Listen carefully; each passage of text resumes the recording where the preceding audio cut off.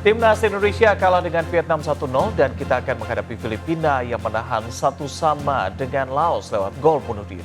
Selamat pagi, apa kabar pemirsa? Selain berita utama tadi, sejumlah laporan menarik lainnya juga akan hadir menemani aktivitas pagi Anda.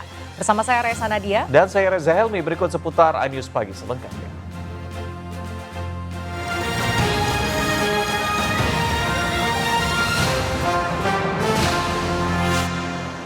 Ratusan warga antusias nonton bareng Timnas Indonesia kontra Vietnam di Cilandak, Jakarta Selatan dengan dimeriahkan hiburan dari musisi tanah air. Meski kecewa kalah 0-1 dari Vietnam, namun para supporter Timnas Indonesia tetap optimis skuad Garuda bisa melaju ke babak selanjutnya. Ratusan supporter memadati area nonton bareng atau nobar Piala AFF Timnas Indonesia versus Vietnam di Mall One Bell Park Cilandak, Jakarta sejak Minggu sore. Sebelum kick-off pukul 8 malam, masyarakat disuguhi penampilan musisi ternama seperti Agatha Chelsea, Anggis Devaki, Putu Maidea, hingga Piwi Gaskins. Acara nobar ini juga dihadiri mantan pemain Timnas Indonesia Syamsir Alam. Antusiasme supporter bola yang ingin Indonesia juara Piala AFF 2024 begitu tinggi. Namun sayang, Timnas Indonesia harus kalah 0-1 dari Vietnam dalam laga yang berlangsung di Stadion Viet Tri Phuto, Vietnam ini. Supporter Timnas Indonesia pun kecewa akan hasil yang didapat. Namun tetap optimis Indonesia akan lolos fase grup dan melaju ke babak selanjutnya. Sebagai orang Indonesia kita kecewa, cuman ya mau gimana lagi. Suatu pertandingan ada kalah menang, ada kalah menang, jadi kita harus menerima apa hasil yang ada. Saya melihat dari pertandingan yang sebelumnya yang lawan Vietnam dan Indonesia, saya optimis kalau Indonesia bisa melaju ke final dari Piala AFF itu sendiri, karena pertandingan sebenarnya luar biasa walaupun memang hasilnya mengecewakan, tapi saya melihat kalau dari ke depannya Indonesia seharusnya bisa terus meraih kemenangan dengan konsistensi mereka yang bermain seperti sekarang. Meski kecewa, para supporter mengaku tetap mendukung dan memberi semangat pada skuad Garuda di laga selanjutnya. Bisa di tengah status Suriah yang masih belum aman, 30 pekerja migran Indonesia yang dievakuasi dari Suriah telah tiba di Bandara Suta, Tangerang, Banten Minggu malam. Direktur Pengawasan WNI Kementerian Luar Negeri Judah Nugraha menegaskan pihaknya kesulitan mendata para pekerja migran karena mayoritas tidak terdata pada Kemenaker maupun KBRI.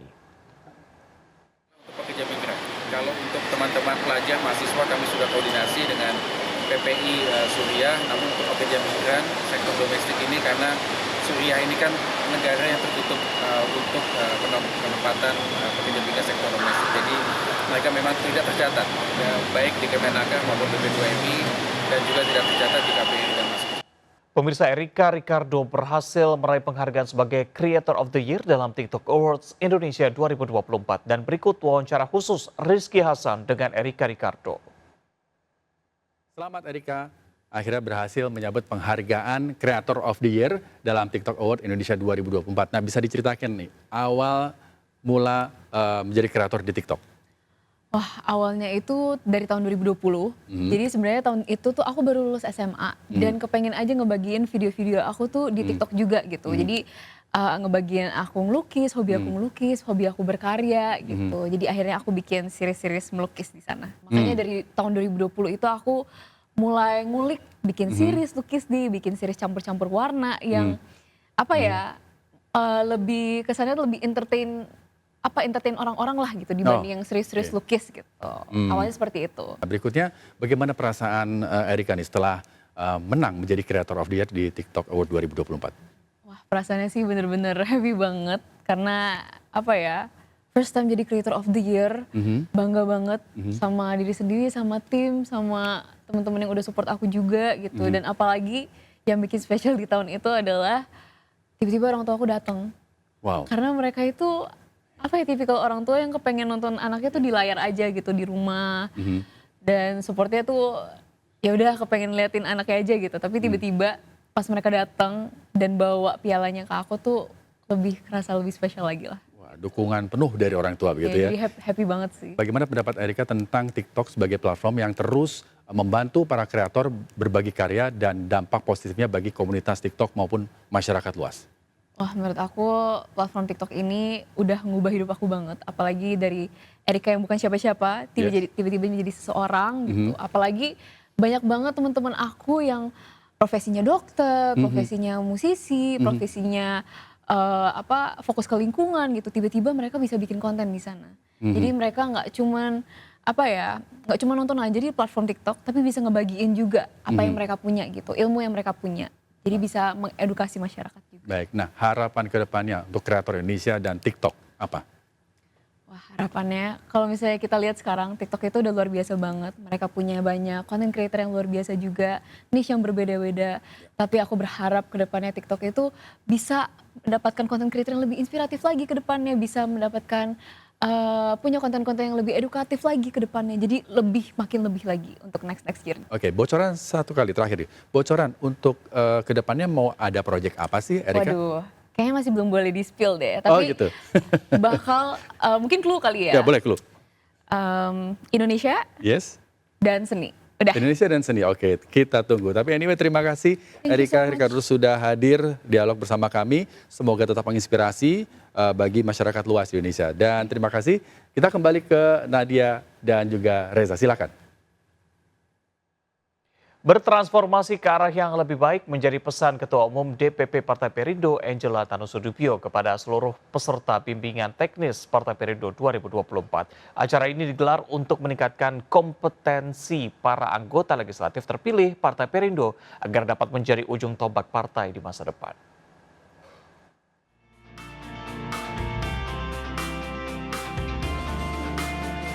Bimbingan teknis BIMTEK anggota legislatif Partai Perindo 2024 resmi dibuka PLT Sekretaris Jenderal Partai Perindo, Andi Muhammad Yuslim Patawari di Hotel Golden Beauty, Jakarta Pusat.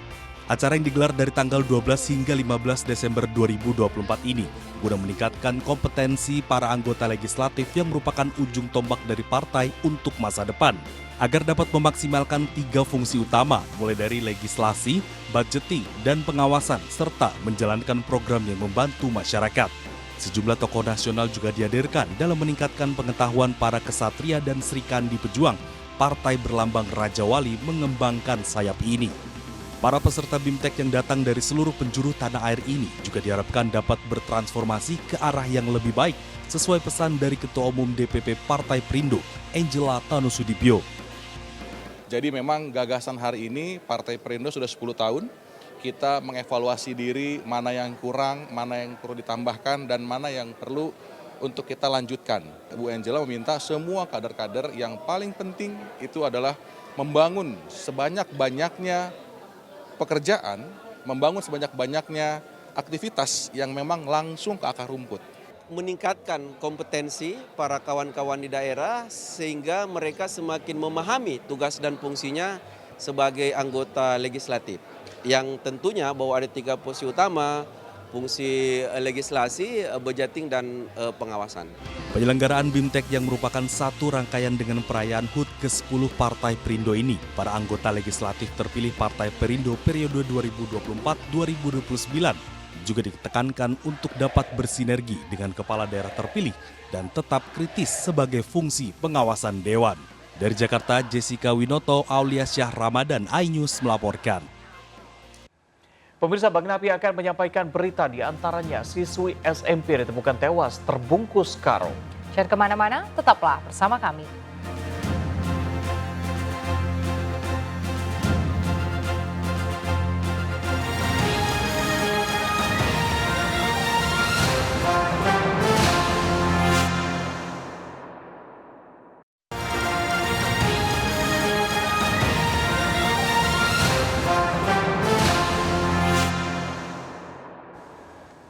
Terima kasih Anda masih bersama kami. Pemirsa, sebuah bedeng seluas 60 meter persegi habis terbakar di kawasan Cakung, Jakarta Timur. Selain menghanguskan ternak, kambing, dan ayam, api juga membakar gulungan kabel proyek.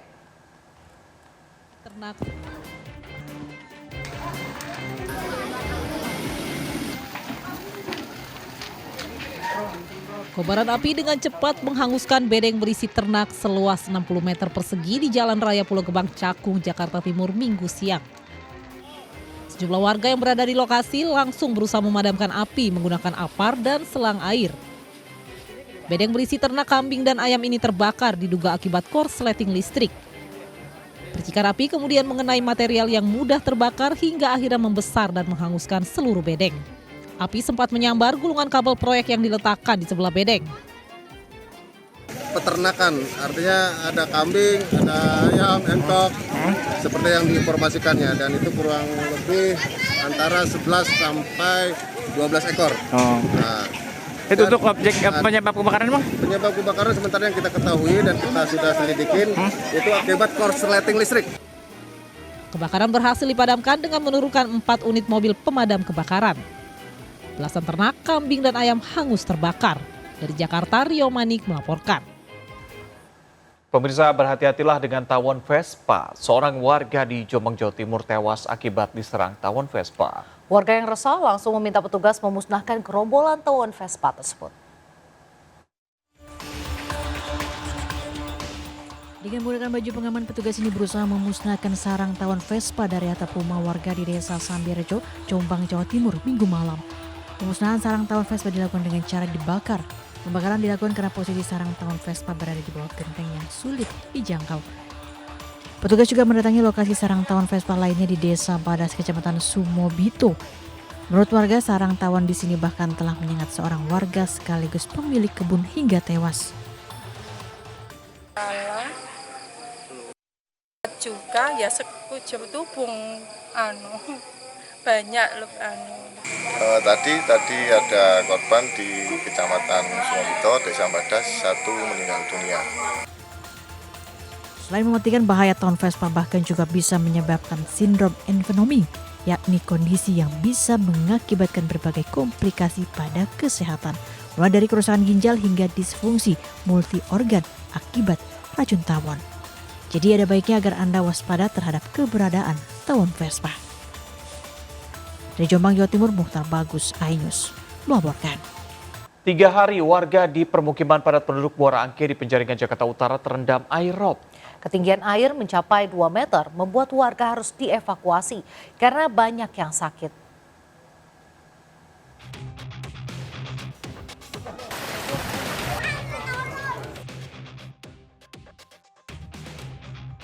Ketinggian air Minggu pagi lebih tinggi dari hari Sabtu membuat sejumlah warga terpaksa harus keluar dari rumah di Muara Angke, Penjaringan, Jakarta Utara. Petugas mengevakuasi warga yang mengungsi ke tempat lebih tinggi dengan menggunakan 3 buah perahu karet. Warga mengaku dalam 1 minggu ini sudah 3 kali air rob merendam rumah, bahkan banyak warga yang mulai sakit dan kedinginan akibat air rob yang kotor. Keadaannya beginilah, nggak bisa istirahat, segala-gala kalau suruh ituin dia Pak, dinaikin ke sana. Kalau lebih tinggi ya. Nah Ibu, kondisi kesehatan Ibu gimana, gatal-gatal nggak Bu? Gatal-gatal, batuk-batuk. Batuk-batuk. Panas dingin kalau malam itu. Petugas sumber daya air yang berada di lokasi mengatakan sudah mempersiapkan pompa air untuk mengurangi banjirop. Pompa ada di ujung, ini dialirin ke pompa. Pompa nanti ke laut. Ke laut. Nah, untuk saat ini termasuk banjirop yang terbesar nggak sih dalam minggu ini? Ini yang terbesar sih. Ini kemarin kagak. Oke, bakal terjadi sampai pukul berapa Bang biasanya banjirop pada ini? Ini pukul berapa ya? Sore lah. Warga berharap pemerintah mengirimkan bantuan selimut dan bahan pangan karena mereka terdampak luapan air laut. Dari Jakarta, Sofyan Firdaus melaporkan. Banjirop menggenangi Jalan Karangayu Minggu sore. Walaupun air sudah mulai surut, namun lalu lintas masih terhambat karena banjir di Pluit, Jakarta Utara. Sementara imbas air pasang membuat rel kereta di perlintasan kereta api terendam banjir setinggi 15 cm di Jalan RE Marta Dinata, Tanjung Priok.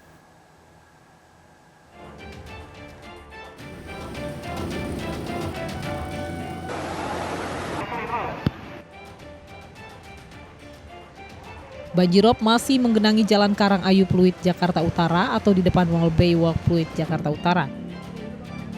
Minggu sore banjir sudah mulai surut dari 60 cm ke 20 cm. Banjirop membuat arus lalu lintas terhambat karena tidak sedikit para pengendara motor yang mengalami mati mesin saat menerobos banjir.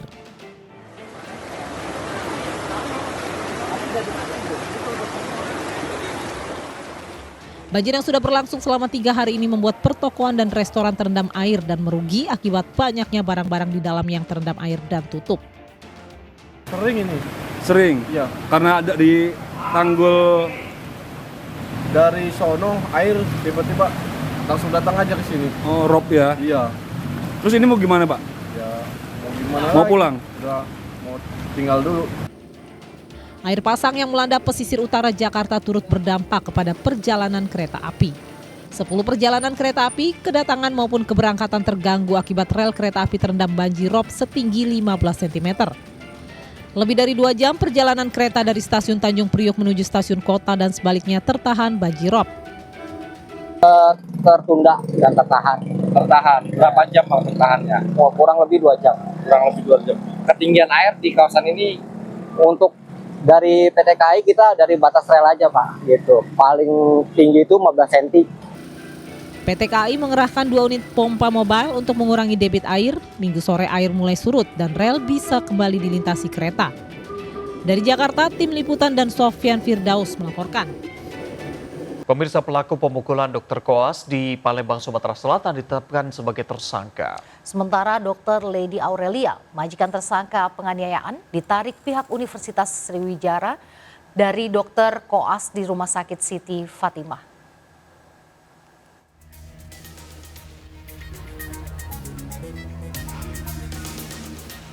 Pemukulan seorang dokter koas di Palembang, Sumatera Selatan seketika viral di media sosial. Penganiayaan terjadi di sebuah kafe di Jalan Demang Lebar Daun.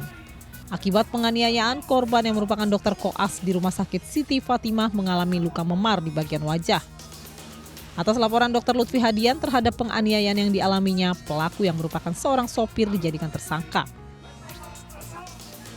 Menurut aparat Jataras Polda Sumatera Selatan, penganiayaan yang dilakukan Fadila alias Datuk 37 tahun karena dirinya emosi kepada korban. Saat itu tersangka menemani majikannya Sri Meilina yang merupakan ibu dari seorang dokter koas, Lady Aurel, yang sama-sama praktik dengan korban di Rumah Sakit Siti Fatimah. Sri Meilina bertemu Dr. Lutfi untuk membicarakan jadwal jaga putrinya di Rumah Sakit Siti Fatimah saat malam tahun baru. Namun pertemuan berujung kepada penganiayaan terhadap Dr. Lutfi oleh sang sopir Fadila. Saya meminta maaf kepada korban Lutfi dan keluarganya karena saya telah melakukan penganiayaan kepadanya. Ini motifnya adalah karena pelaku kesal melihat korban seperti tidak respon ya, terhadap ibu teman korban yang bernama saya inisial Ibu SM. Ya, ini ibu dari teman korban yang bernama LD. Sehingga pelaku emosi dan langsung melakukan penganiayaan. Kasus pemukulan dokter koas yang didasari pertemuan keluarga sesama dokter koas yang bertugas di Rumah Sakit Siti Fatimah menjadi perhatian pihak rumah sakit maupun Fakultas Kedokteran Universitas Sriwijaya Palembang. Akibat penganiayaan tersebut, Fakultas Kedokteran Unsri menarik sementara dokter koas Lady Aurel dari Rumah Sakit Siti Fatimah selama proses penyelidikan. Rencananya polisi juga akan memintai keterangan ibu dokter Lady yakni Sri Meilina karena yang memiliki inisiatif menemui korban yakni Dr. Lutfi. Kami sudah menerima surat resmi dari Fakultas Kedokteran Unsri bahwa untuk melakukan penyelidikan lebih lanjut atas kasus ini sampai ditemukan apa yang menjadi masalahnya, sumber masalahnya, itu mahasiswa tersebut ditarik kembali oleh Fakultas Kedokteran. Kasus penganiayaan dokter koas sontak viral dan banyak ditanggapi netizen. Di antaranya banyak yang berkomentar terkait sosok Dr. Lady Aurel yang merupakan anak dari pejabat daerah di Pontianak serta pengusaha di Palembang. Hingga menyayangkan sikap Dr. Lady Aurel yang melibatkan orang tuanya dalam tugasnya di rumah sakit. Dari Palembang, Sumatera Selatan, Firdaus dan Guntur melaporkan. Netizen menggeruduk akun media sosial keluarga Dr. Lady Aurelia Pramesti pasca viral penganiayaan terhadap dokter koas Rumah Sakit Siti Fatimah, Palembang, Sumatera Selatan. Karena akun media sosial Dr. Lady hilang, netizen menyerbu media sosial Badan Pelaksana Jalan Nasional Kalimantan Barat, di mana orang tua Dr. Lady merupakan kepalanya.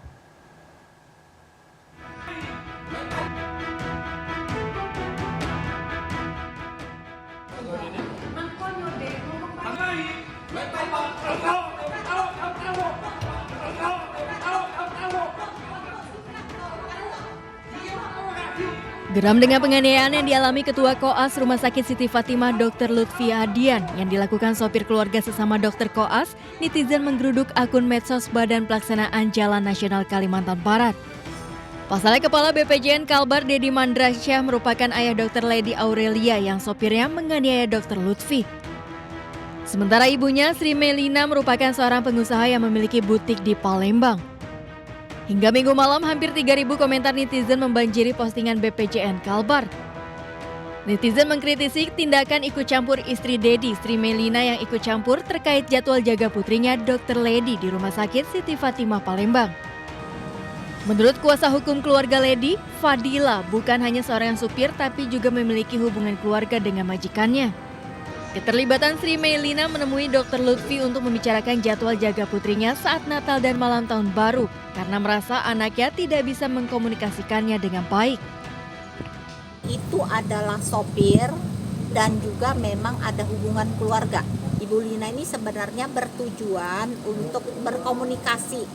Mungkin dia menganggap anaknya tidak bisa berkomunikasi dengan rekan sesama mahasiswa, sesama peserta koas gitu. Itu aja sih.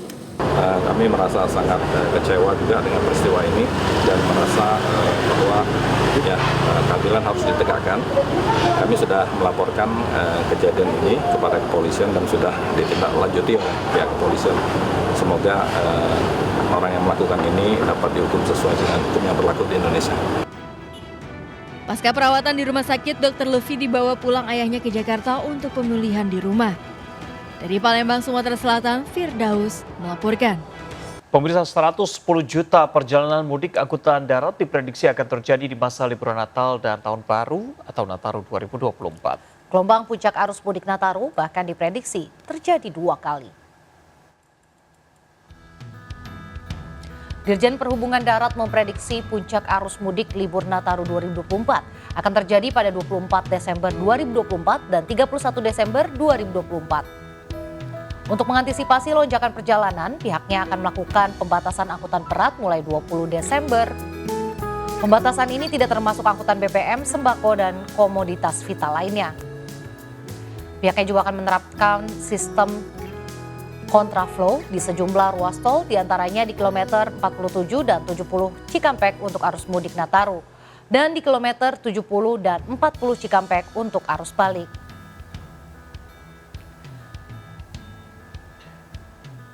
Kemenhub RI juga akan mempersiapkan 113 terminal dan 32.130 armada bus untuk angkutan jalan, 11 lintas, 21 pelabuhan, 159 kapal, 48 dermaga, dan 11.628 personil untuk angkutan sungai, danau, dan penyeberangan.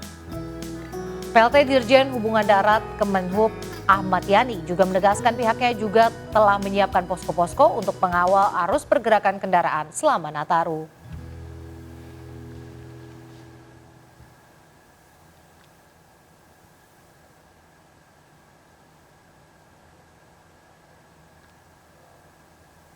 Posko di setiap BPTD. Kemudian posko pusat kita ada di Mataram. Kemudian posko di lapangan kita ada 2, ada di Kali Kangkung dan di Grep. Kemudian setiap terminal juga menjadi bagian posko kita. Kemudian di samping itu kita juga ada rekan-rekan yang mobile. Ya, jadi kita sangat banyak cukup untuk mengawal.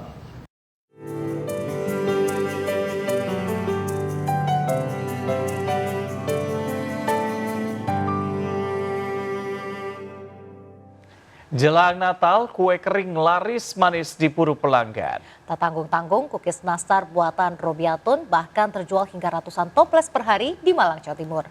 Keistimewaan nastar ini selain dibentuk unik seperti apel, isiannya juga menggunakan selai apel. Penasaran seperti apa? Berikut liputannya.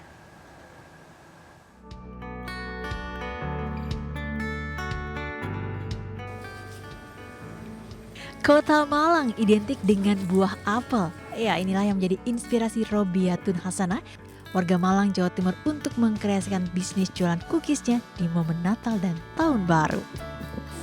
Keistimewaan dari nastar di sini selain dibentuk unik seperti apel mini, isian nastar juga menggunakan selai apel buatan sendiri. Menariknya lagi, gradasi warna nastar bahkan dibuat menyerupai apel khas Malang, seperti ini. Tak tanggung-tanggung, meski baru 3 hari kreasi nastar apel ini dijual, ratusan toples cookies nastar apel ini habis terjual. Ketika dapat ide untuk bikin nastar apel ini, uji coba dengan berbagai macam apel. Di Malang itu kan apelnya tidak hanya satu, tapi apelnya macam-macam. Nah, apel yang satu ini sangat pas sekali saya kombinasikan dengan nastar. Jika biasanya cookies nastar dibanderol seharga Rp86.000, khusus di momen Natal dan Tahun Baru ini, nastar apel ini dijual hanya dengan Rp72.000 per toples. Gimana, Anda tertarik untuk membeli nastar apel sebagai camilan atau buah tangan di momen Natal dan Tahun Baru? Dari Malang, Jawa Timur, Denny Irwansyah, iNews melaporkan. Ketua Umum DPP Partai Perindo, Angela Tanusudibyo, resmi melantik jajaran pengurus Dewan Pimpinan Pusat Partai Perindo periode 2024-2029 di Aula DPP Partai Perindo, Jakarta Pusat. Pelantikan pengurus pusat ini juga akan dilanjutkan dengan pelantikan pengurus wilayah dan daerah sebagai bentuk transformasi Partai Perindo menjadi lebih maju dan profesional.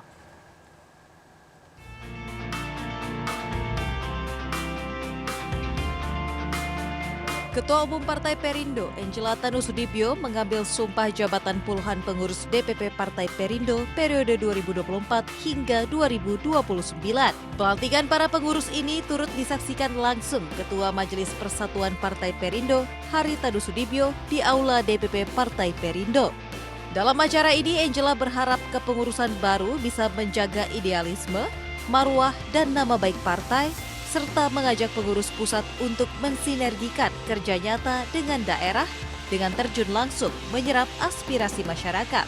Bahwa semua tuh harus bermula dari pusat.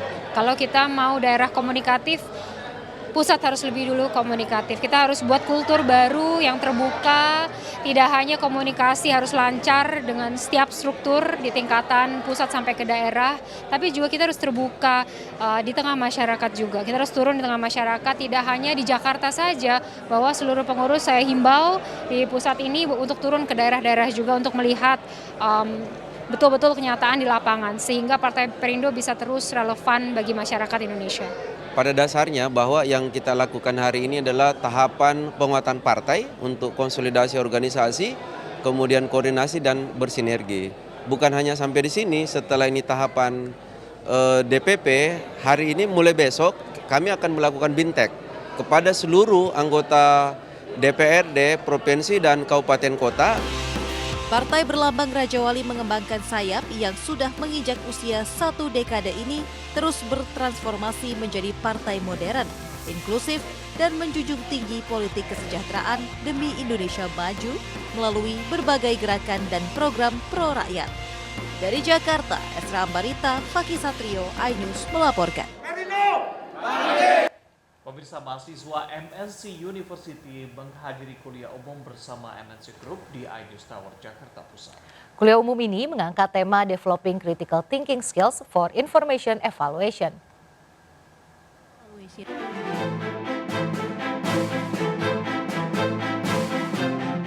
Kuliah umum MNC University bertajuk Developing Critical Thinking Skills for Information Evaluation digelar di iNews Tower, Kebonsiri, Jakarta Pusat. Acara ini turut dihadiri pemimpin redaksi iNews dan Sindonews TV Aiman Wicaksono dan Ketua Dewan Pers Ninik Rahayu sebagai narasumber. Keduanya memberikan motivasi kepada para mahasiswa, serta menyampaikan pentingnya konektivitas antara dunia pendidikan tinggi dengan kebutuhan industri dan tantangan di era digital. Nah, link and match ini yang penting kemudian untuk dikembangkan terus-menerus dan jangan ragu bagi kampus-kampus atau pendidikan tinggi untuk berubah secara radikal. Dalam arti bahwa ini harus menyesuaikan dengan kebutuhan publik. Kita nggak hanya bicara soal kebutuhan pasar ya, tapi kebutuhan publik, di mana industri akan menyesuaikan dengan kebutuhan publik. Kita sudah mulai merancang kurikulum yang berbasis proyek tadi, jadi mungkin sekitar hanya 1-2 tahun saja yang perkuliahan di kelas, berikutnya nanti mereka sudah akan langsung kita terjunkan di industri. Jadi nanti perkuliahannya itu ya sudah langsung ngeblend di industri. Kuliah umum MNC University ini juga akan memberikan dampak positif kepada para mahasiswa untuk lebih terbuka wawasannya dibandingkan belajar perkuliahan di kelas, sekaligus membekali mahasiswa dengan kemampuan berpikir kritis di era digital. Dari Jakarta, Wenda Nura Aulia Shah Ramadan, iNews melaporkan. Pemirsa, kami akhiri jumpa kita pagi ini. Berita-berita yang kami sampaikan di program seputar iNews pagi hari ini juga dapat dilihat di okezone.com. Silakan men-scan barcode yang tertera. Saya Reza Helbi. Dan saya Raisa Nadia. Selamat beraktivitas, Tetap semangat dan sampai jumpa.